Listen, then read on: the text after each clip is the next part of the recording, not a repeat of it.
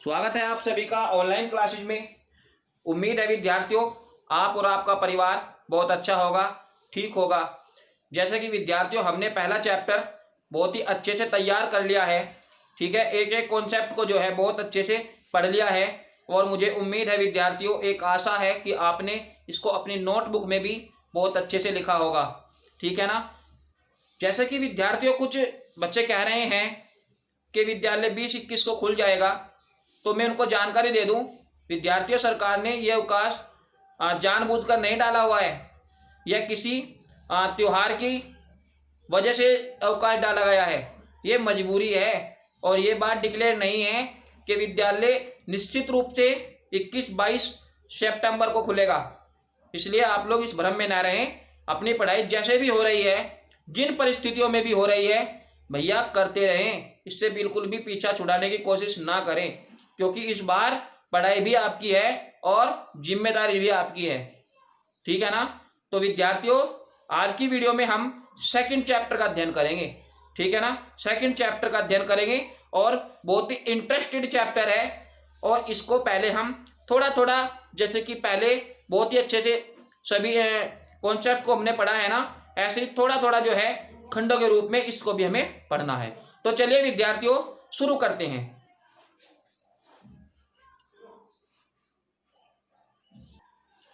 तो ये हो जाएगा विद्यार्थियों हमारा सेकंड चैप्टर, जिसका नाम है उतक, ठीक है ना, जिसको हम टिश्यूज कहेंगे। प्यारे विद्यार्थियों हमने कोशिकाओं वाला चैप्टर बहुत अच्छे से पढ़ा। तो उसमें क्या था कि प्रत्येक जीवधारी की जो सबसे छोटी संरचना होती है, सबसे छोटी यूनिट होती है, उसको हम कोशिका कहते हैं। और आज की वीडियो में हमें उसको मिलकर बनाए गए समूह की चर्चा करनी है, जिसका नाम है उतक, टिश्यू। तो ये सेकंड चैप्टर हमारा, इसका नाम भी टिश्यू है। प्यारे विद्यार्थियों आज की वीडियो में मैं आपको इस चैप्टर का पूरा इंट्रोडक्शन दूंगा और जो छोटे छोटे कॉन्सेप्ट होंगे ना, उस पर चर्चा करूंगा। तो मैं आपको जानकारी दे दूं बच्चों, ये मेरा हाथ है, ठीक है। मैं इसको अपनी मर्जी से उठा रहा हूं, तो इसका मतलब ये हुआ कि इस हाथ में जितनी भी कोशिकाएं हैं वे एक साथ जुड़कर एक समूह बनाए हुए हैं। समझ रहे हो आप बात। जितनी भी एक पार्ट के अंदर कोशिका होती है, तो वो कोशिका बच्चों कभी भी अकेले काम नहीं करती, बल्कि उसका एक समूह काम करता है, ठीक है ना। जैसे कि हम आपको कहें कि एक बहुत बड़े से पत्थर को अकेला लड़का उठा सकता है क्या? नो, नेवर, नहीं उठा सकता ना। क्यों? क्योंकि एकता में ताकत होती है भैया। आपको बहुत सारे बच्चों को एक साथ मिलकर वो पत्थर उठाना होगा, तभी आप उसको उठा पाएंगे। तो ये क्या होता है, एकता में ताकत होती है क्या। तो ऐसे ही बच्चों ये मेरा हाथ है, मैंने इसको उठाया ऊपर। अगर मैं सिर्फ हाथ को ऊपर उठाना चाहता हूं, तो क्या ये एक ही कोशिका संयोग कर सकती है? नहीं ना। क्यों नहीं कर सकती? क्योंकि ये हाथ है, ये पेन नहीं है कि आपको उठाया और लिख दिया, सही है ना। तो ये क्या है, ये एक कोशिकाओं का ग्रुप होता है, समूह होता है, जिसको ठीक है क्या कहते हो, उतक कहते हैं।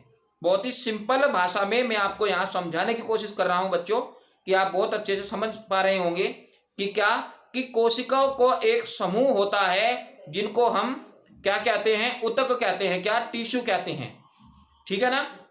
अब ये क्या काम करता है और ये कहाँ कहाँ होता है, अगर हम इसकी उपस्थिति की बात करें ना, तो ये किसमें होता है, ये जो एक कोशिकीय एनिमल होते हैं ना, एक कोशिकीय प्राणी होते हैं, ठीक है, उनमें तो होता ही है। साथ के साथ जो हमारे मल्टी सेलुलर एनिमल्स हैं, यानी कि बहुकोशिकीय जीव जंतु हैं, पेड़ पौधे हैं, उनमें भी ये अपनी संरचना के रूप में होता है और बहुत ही डिफिकल्ट यानी कि कठिन संरचना इनकी होती है।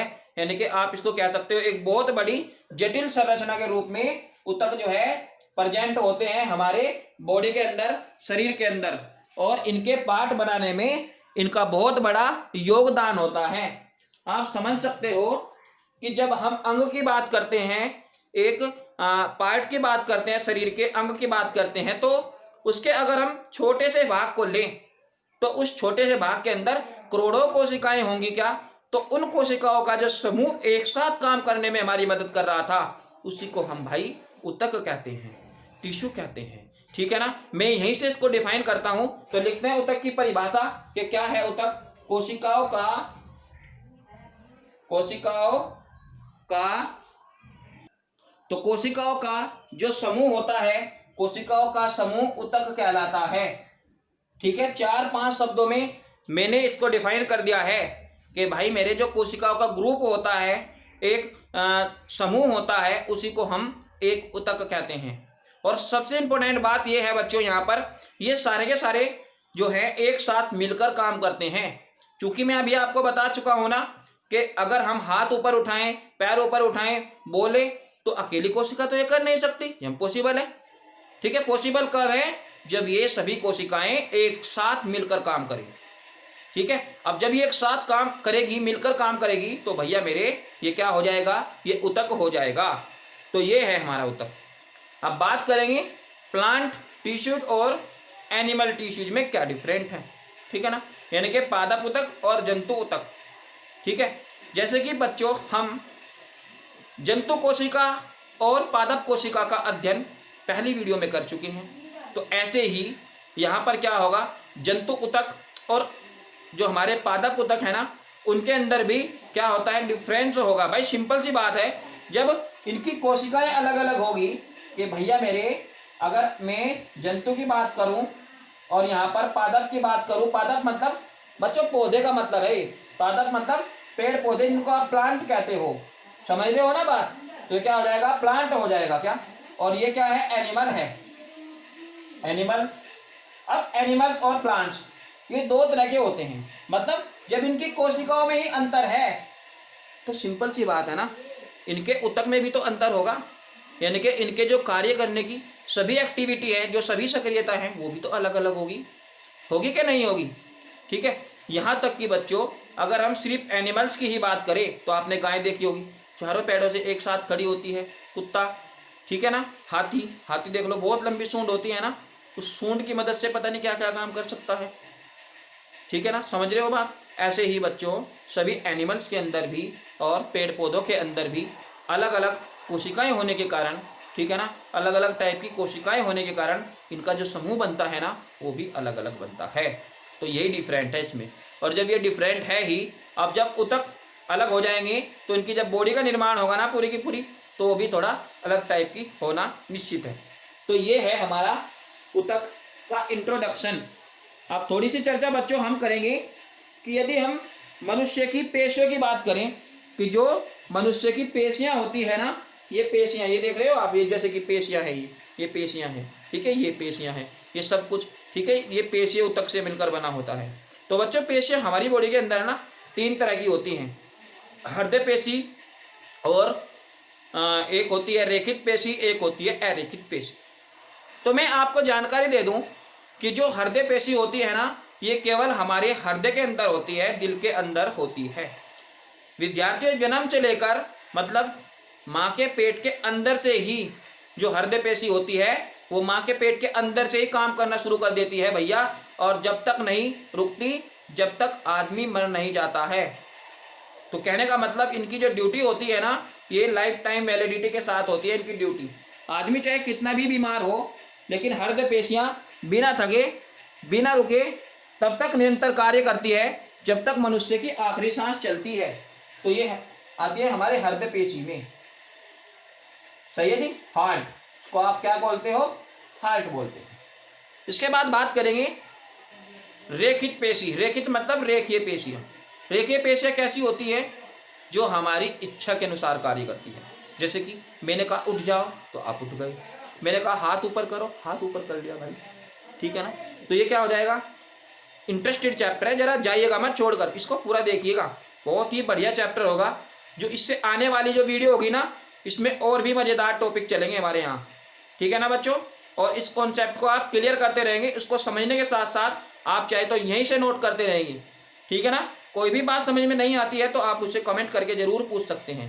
आजकल बहुत कम बच्चे इसको कर रहे हैं, इस काम को बहुत ही कम बच्चे पूछ रहे हैं। ये सिंपल सी बात है कि आप लोग ज़रा थोड़ा ही पे पढ़ाई पे जो है ज़्यादा ध्यान नहीं दे रहे हो, ये सिंपल सी बात है।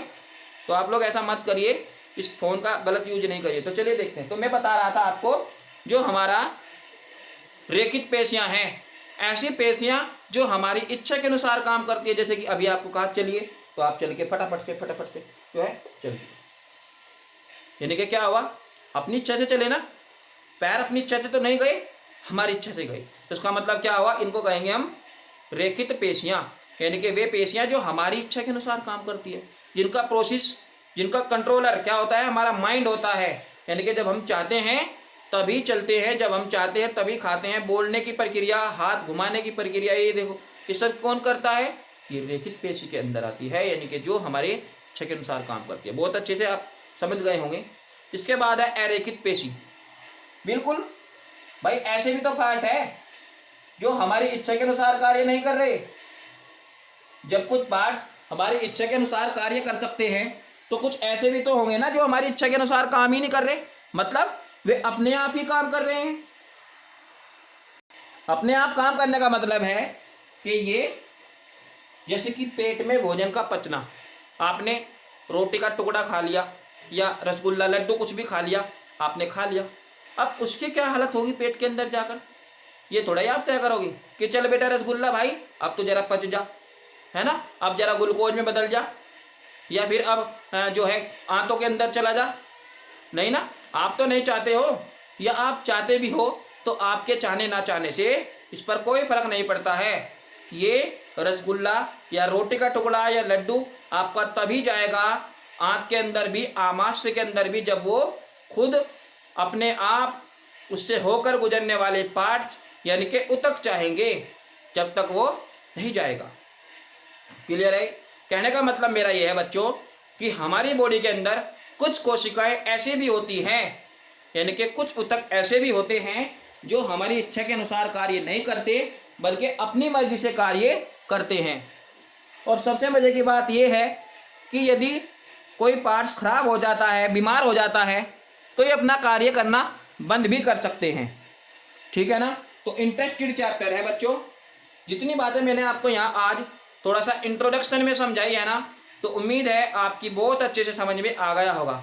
ठीक है, तो आज की वीडियो में केवल इंट्रोडक्शन पर ही, नेक्स्ट वीडियो से मैं आपको इसके हर कॉन्सेप्ट को और बहुत अच्छे से जो है क्लियर करते हुए चलूँगा। सिर्फ आज के लिए इतना ही। धन्यवाद।